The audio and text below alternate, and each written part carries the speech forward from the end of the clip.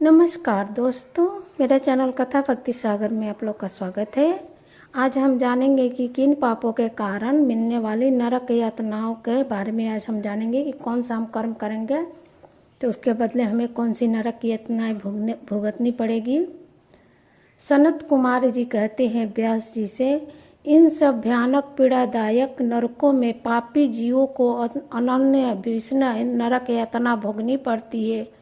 जो मिथ्या आगमन में प्रवृत्त होता है वह द्विज नामक नरक में जाता है और जिहाद के आकार में आधे कोस तक फैले हुए तीक्ष्ण हलों द्वारा वहां से विशेष पीड़ा दी जाती है। जो क्रूर मनुष्य माता पिता और गुरु को डांटता है उनके मुंह में कीड़े से युक्त विष्ठा ठूस कर उसे खूब पीटा जाता है।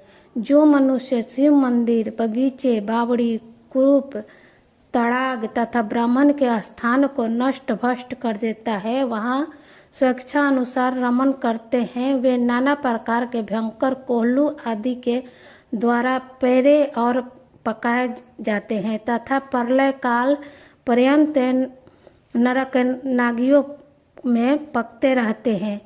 प्रागमी पुरुष उस रूप से भी व्यक्ति विचार करते हुए मारे पीटे जाते हैं। पुरुष पहले जैसे शरीर को धारण करके लोहे की बनी और खूब तपाई हुई नारी का गाढ़ आलिंगन करके सब ओर से जलते रहते हैं। वे उस दुराचारणी स्त्री का गाढ़ आलिंगन करते और रोते हैं। जो सत्पुरुषों की निंदा सुनते हैं उनके कानों में लोहे या तांबे आदि की बनी हुई कीलें आग से खूब तपाकर भर दी जाती है।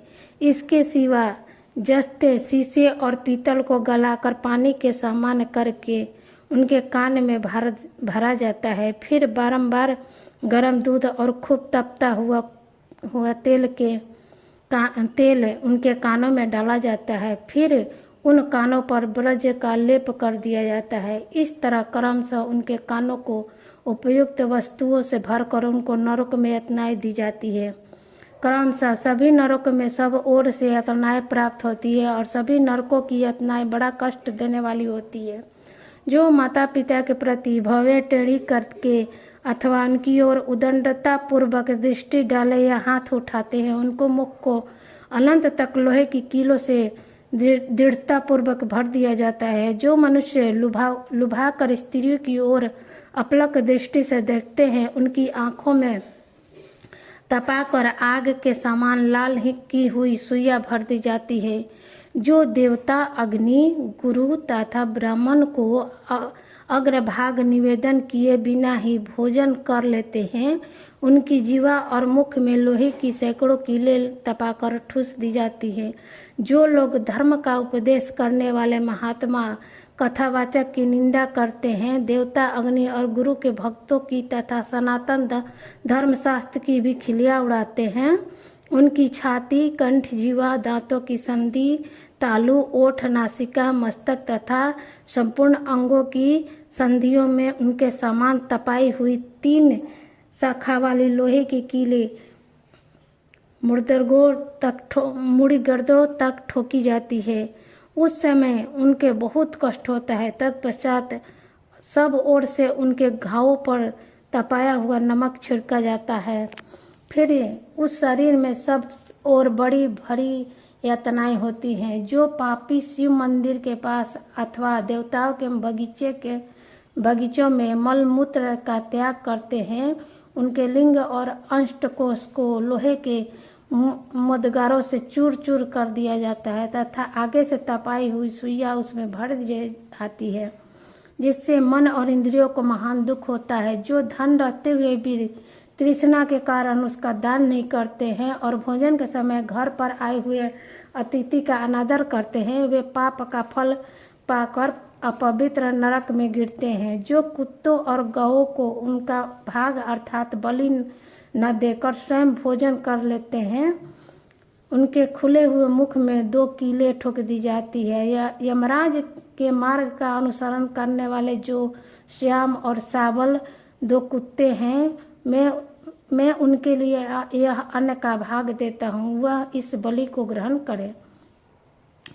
पश्चिम व्यास से दक्षिण नैऋत्य दिशा में रहने वाले जो पुण्य कर्मा कौवे हैं, वे मेरी इन दी हुई बलि को ग्रहण करें।